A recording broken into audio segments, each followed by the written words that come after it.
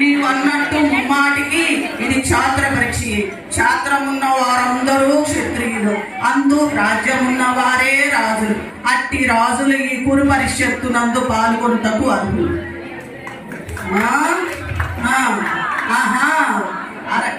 రాచరికమా ఈ అర్హతలు నిర్ణయించున్నది. అయినచో మా సామ్రాజ్యంలో సుసస్యామలమై సంపద్గ్రామమై వెలుగొందుచున్న అంగరాజ్యమునికి తనని ఇప్పుడే పట్టాభిషిక్తుని గావించుతున్నాను.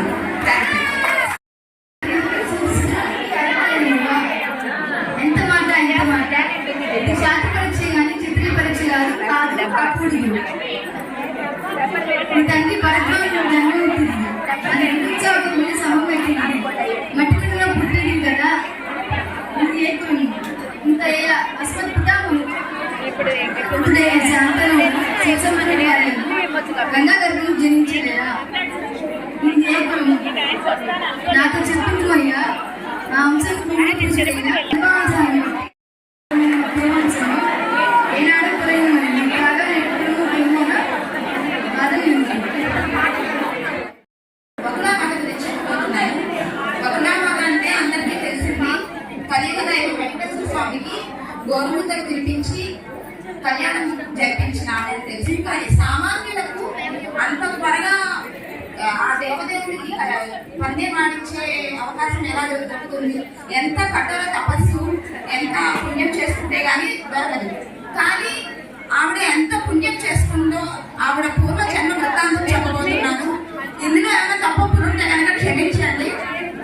ఆవిడ పూర్వజన్మ వృత్తాంతం ఏంటంటే, మొదటి జన్మ అష్టవసులలో ఒక వసుడు ద్రోణుడు. ద్రోణుడు అంటే మహాభారతంలో ద్రోణుడు కాదండి, ఈయన వేరే ద్రోణుడు. ఆ ద్రోణుడు భార్య ధరాదేవి.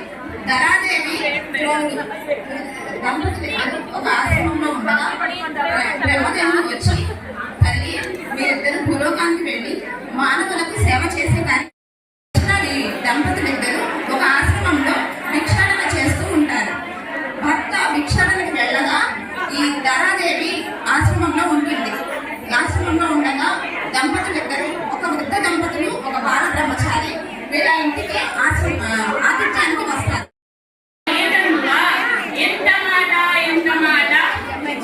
పరీక్ష కాదు, ఇది కుల పరీక్ష.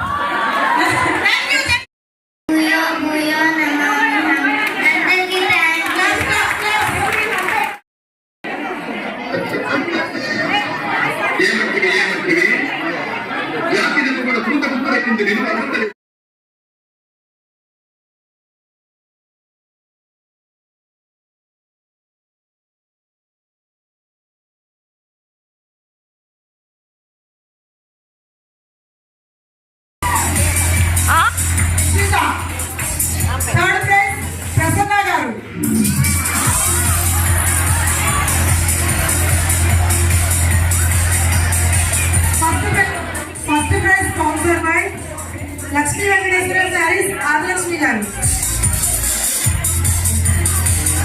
Second third prize is sponsored by Shri Skanda boutique Kothapeta.